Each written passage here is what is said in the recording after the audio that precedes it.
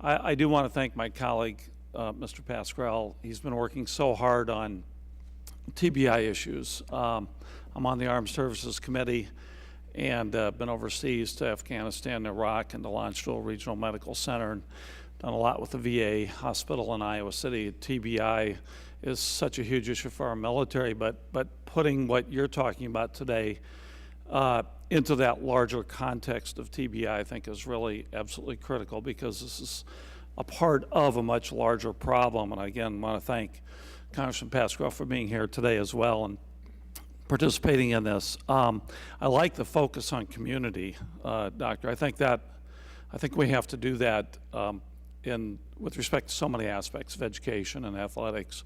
We don't do enough of it, and especially the awareness part of it.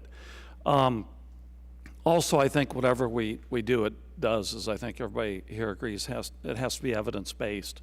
And I noticed on page 3 of your testimony that we really don't still have a handle on the exact scope of this problem, because we don't know the incidence of concussion in every sport. How do we do better, first of all, at identifying the problem? Well, it's got to be at multiple tiers, but the bottom line is, by making sure that we educate people at all levels, parents, coaches, kids, medical professionals, school professionals, so they have the awareness and the knowledge, number one. But we have to put a reporting system in place that really captures that information. Again, the good work that's been done at Nationwide Children's by Dawn Comstock and her group is very good data, except what we know is that data reported only to the athletic trainer is, again, another tip of the iceberg.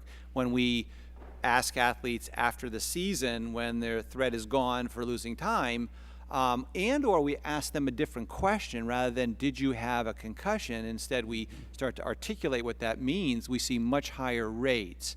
So we've got to find and develop, and we can do this, data systems and data capture systems that really look at the reality of the problem, and in ways that you know, are collaborative. I know athletes feel threatened at times, but again, if they understand the nature of the problem, we hope that they'll be on board a bit more with us. That's a tall task, but I think it's an attainable task, and it's going to be different than the more narrow-based approaches that we have right now. I mean, certainly being in this field, there isn't a day that goes by that I don't see a friend and I hear about their child or, you know, their friend's, you know, concussion.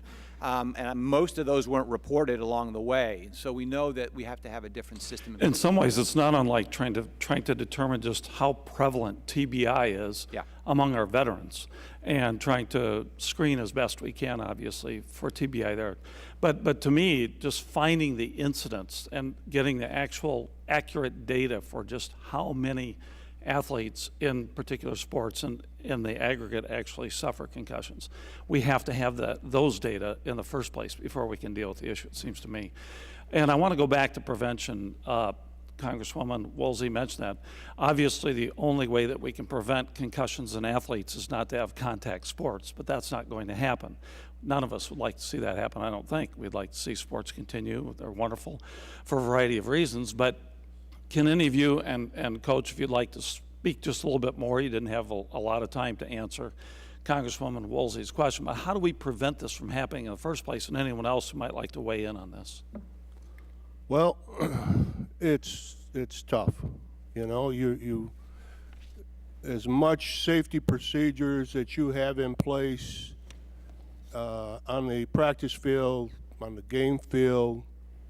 Again, I go back to it. Athletes are, those young men and women are competitors, and they want to play, and they want to get at it.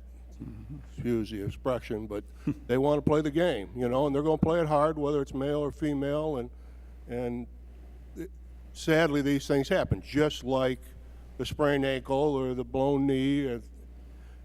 The issue is now we are now recognizing this. It's so easy to recognize the blown knee. And the broken ankle or whatever, but it's not. It has never been very easy, and still isn't, to recognize this internal injury. So prevention, education is the preventive tool. Safety equipment is a preventive tool. Safe practices in practice and games is prevention, but that's no panacea for the possibility that's going to happen. Yeah, there's a big focus right now on a number of those levels that the coach mentioned. Many of the national governing bodies are looking at their sport. How can we address the coaching technique? So in football, again, we use that, but in hockey, in lacrosse, in soccer, and how do we also reinforce the rule enforcement around those rules? Are there particular aspects of sports where we need to modify the game? We know that some of the most catastrophic injuries in football happen on the kickoff. Is there something we need to do to modify that? Then is there equipment that can be protective? We know that's not the whole answer. A lot of people say, if I only had a better helmet. Well, no, the helmet is going to absorb some force, and more technology is being developed to absorb that force to an even greater extent than the foam that we previously had used. But we know that that's only part of the answer there as well. The good news is that many of the national governing bodies, and literally this past Tuesday, met with a group, our collaborative sports medicine group, to look at what's the next steps we take with our organizations at all of those levels. Okay. Thank you all. Thank you. And thank you, Mr. Chair. Mr. Chair, thanks. Thank you, Mr. Chairman. Dr.